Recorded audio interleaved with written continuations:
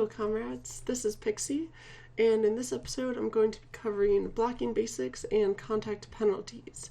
If you've been following along so far, I started with a pretty big intro video, and now I'm going to go through the rule book in case audio or video is better suited for your learning style. So in this video I'm going to cover blocks, what are blocks, the target zones and blocking zones, some contact penalties, and then clockwise and illegal contact.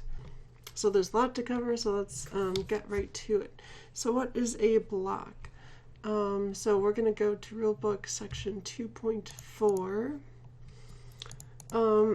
Just to show you, in so my first video so far we've covered 2.3, the engagement zone impacts. This is the rulebook. You can go to rules.wftda.com. So we're going to go to 2.4 blocks. So blocking refers to any physical contact made to an opponent. And so these are two separate things. So any physical contact is a block. And any movement or placement of one's body to impede said opponent's speed or movement during a jam, whether or not contact is made. So there's two different forms of blocking, blocking with contact and then positional blocking. So they don't outright say that it's positional blocking, but if we check the glossary and we go to positional blocking is blocking without contact, positioning oneself so as to impede an opponent's movement on the track, does not need to be intentional. So let's just go through an example. So let's just say there is purple pivot and yellow blocker. So any sort of contact that they make against or to one another is considered blocking. But let's say yellow blocker positions themselves in front of the purple pivot who wants to get around, so their forward movement is impeded. And so yellow blocker, while not making contact, is positionally blocking by placing their body in the way of purple pivot's movement. If then purple tried to go around, so they go sideways to try and get in front, and yellow followed them, again that would be positional blocking. While there's no contact, you're positioning yourself to stop the opponent from taking that spot. So that's sort of the difference, but both of them are considered blocking. Any sort of block, this includes positional blocking or blocking with contact, has to be using the correct target and blocking zones. So a target zone is where on the opponent's body you are allowed to block them. And blocking zones are what part of your body you're allowed to block with.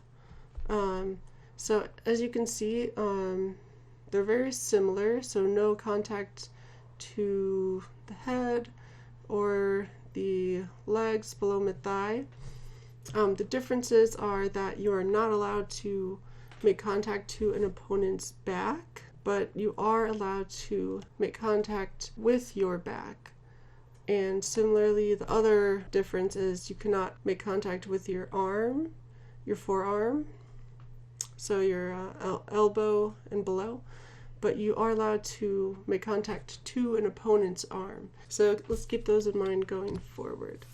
So moving into contact penalties. So what happens if you do hit someone in the leg, for example, which would be illegal. So Rulebook section 4.1, let's jump there. For contact penalties, we're introducing a concept known as impact. So reading the description of contact penalties: gaining a position on an opponent or causing an opponent to lose position to another teammate due to illegal contact is always considered to have sufficient impact on the game. So let's go into our example here. So again, you're not allowed to use your forearm to make contact to an opponent. If you touch an opponent but then you just keep skating, that contact did not result in anyone gaining position, they didn't fall or go down, like nothing like that happened.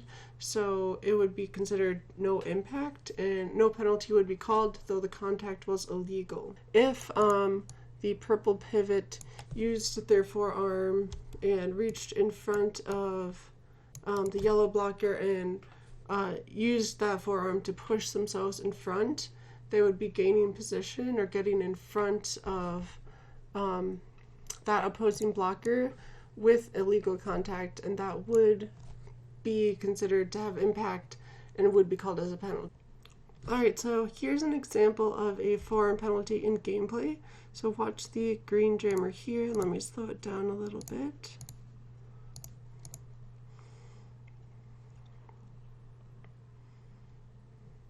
So if you can see right there, I'll back it up. The green jammer used their forearm here, and the ref called a forearm penalty, giving the verbal and visual cue to indicate that they committed a penalty. So that's what it would look like in gameplay. Cool, so now that you've seen an example of a forearm, here are the different types of contact penalties you might encounter. So there's blocking to the head, blocking to the back, or a leg block. And similarly, there's blocking with the head, a low block, or a forearm. And again, those correspond to the target and blocking zones, and those are the specific types of penalties you might see for forearms. If you use your elbow or your forearm or push with your hand, those are all categorized under forearm, and so on and so forth. Those areas of the body are all clumped together. So any sort of illegal contact is not necessarily a penalty unless it has sufficient impact on the game. What impact is either gaining position on someone or knocking them off balance or out of bounds. So I already covered the gaining position statement here. So if you use an illegal contact, such as your forearm, as we saw in the example, to get in front of someone, that is an example of gaining position on them. That also applies to if your teammate gains position on them or anything like that. The second way for it to count as impact is if it significantly puts them off balance or significantly alters their trajectory or speed.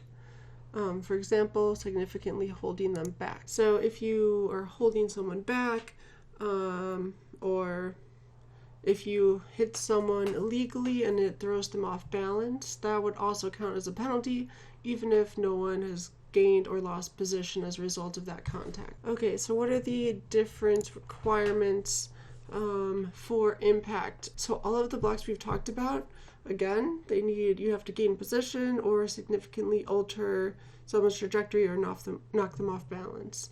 The two exceptions to this are if you give forceful contact to the head, neck, or back. This is always a penalty because it is unsafe. So regardless of if they fall or are off balance or if anyone gained position, it is always a penalty if there is forceful contact. Similarly, if you give forceful contact with your head, elbow, or knee, that is also grounds for a penalty, regardless of the other impact that it may or may not have. Lastly, I'd like to go over illegal contact. So jumping to the rule book here. Initiating a block is legal when a skater is moving counterclockwise, in play, upright, and in bounds during a jam using legal contact zones. Other contact may be dangerous because it is unexpected. So here's a little bullet point list I made. So illegal contact is when you block either clockwise, so you have to be going derby direction. I don't know if this is backwards on the camera, but you have to be going counterclockwise, derby direction. So if your skates are moving in clockwise direction while you block, then that is illegal, and if there's impact, then it's a penalty. if you are out of bounds. So if you are beyond the track boundary and you give a block, that's also illegal. If you are out of play, which means you are beyond the engagement zone, either in front or in back. And if you block a down skater, which is also known as charging, or if you block while you are airborne. And the same applies for these three: clockwise, out of bounds, or out of play, for illegal assists. So you are also not allowed to assist a teammate, either giving them a push, a pull, or anything like that, if you are going clockwise, if you're out of bounds, or if you're out of play. You can assist a down teammate, and you can assist an airborne teammate. So I have one more video example for you. Okay, so in this example, watch this Montreal blocker here.